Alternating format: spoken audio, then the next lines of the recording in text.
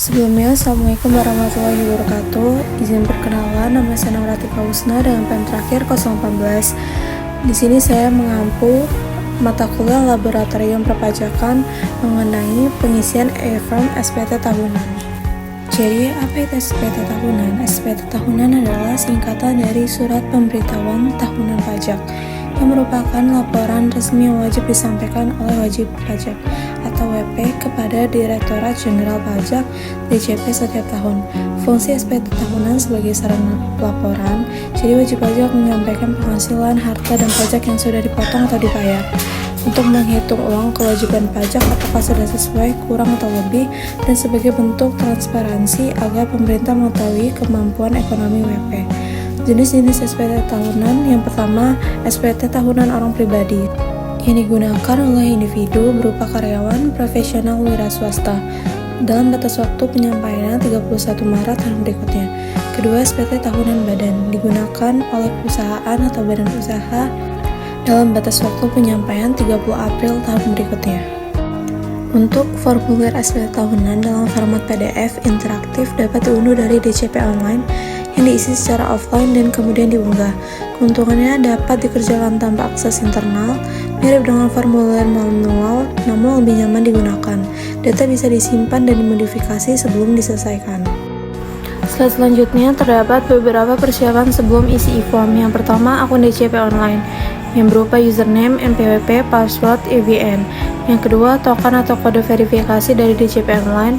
Yang ketiga, dokumen penghasilan yang berupa bukti potong 1721-A1 atau A2 jika karyawan, laporan omset atau beban jika usaha.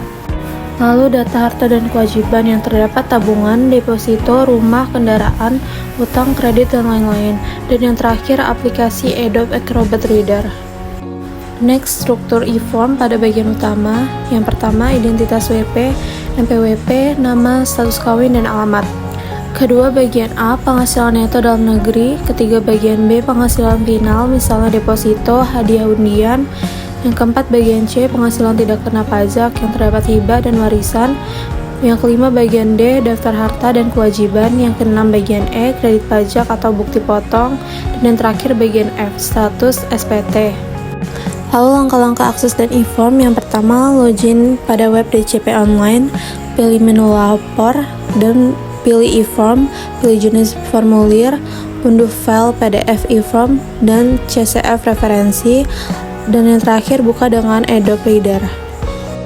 Cara mengisi identitas: masukkan data NPWP dan nama otomatis terisi. Isi alamat domisili terbaru, status perkawinan, dan jumlah tanggungan penting untuk menentukan PTKP. Lalu cantumkan pekerjaan seperti karyawan, wira swasta, profesional, dan lain-lain.